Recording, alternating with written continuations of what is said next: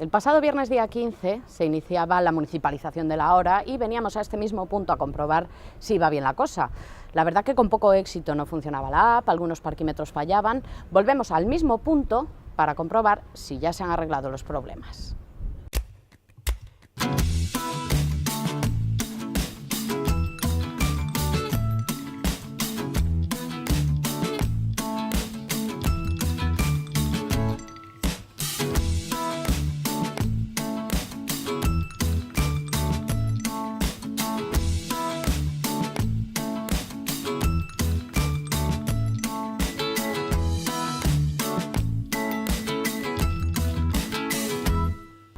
Fueron varios los parquímetros que el pasado viernes dieron problemas a raíz de la municipalización con la instalación de un nuevo software.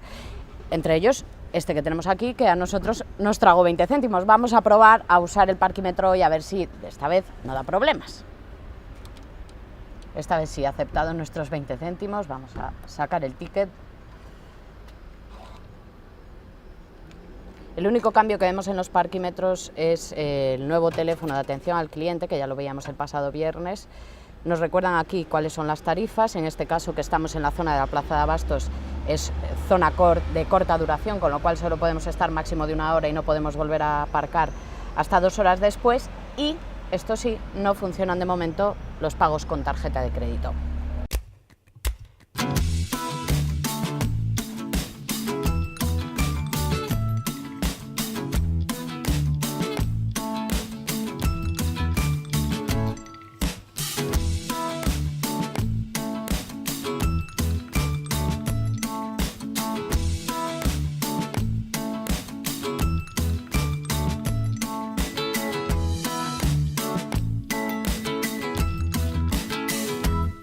Hemos conseguido pagar con éxito ya la primera en el parquímetro y ahora vamos a hacer lo propio con la app Mobiltic, la nueva que está en funcionamiento desde el viernes y que nos dio problemas y que nos impidió pagar el pasado día 15 el aparcamiento regulado. Vamos a probar hoy.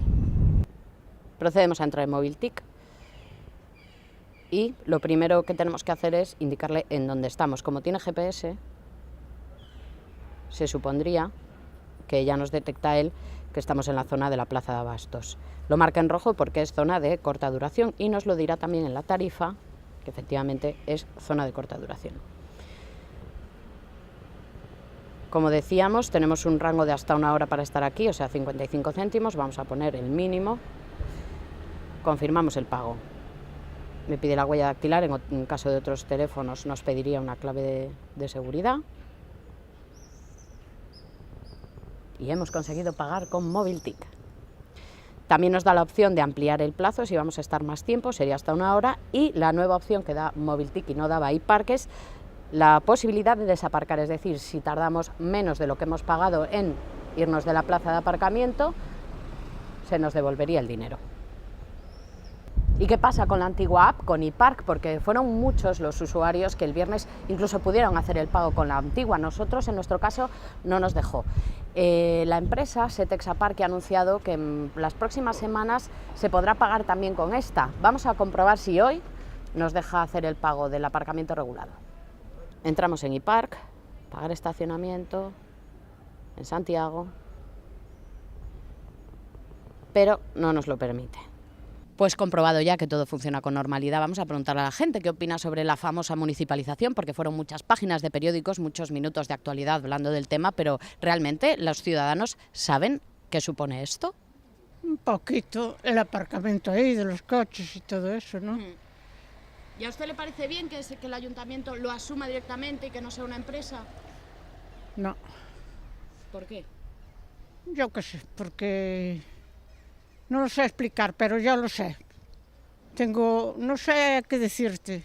El ayuntamiento, esto debía ser de una empresa que lo llevara, ¿no? Y no andar tanto con la grúa como andan. Bueno, no me parece mal, pero no sé, tampoco no sé si hace falta darle muchas vueltas ahora que ya estaba privatizado, no lo sé, quizá. No creo que ganemos nada con ello tampoco. É un problema, eu nos problemas políticos non me meto, non opino, non sei exactamente de que vai. Si a empresa o fai mellor, cado que fai o ayuntamiento, pois que o faga a empresa. Se o Ayuntamento é capaz de facelo máis barato e mellor, que o faga o Ayuntamento.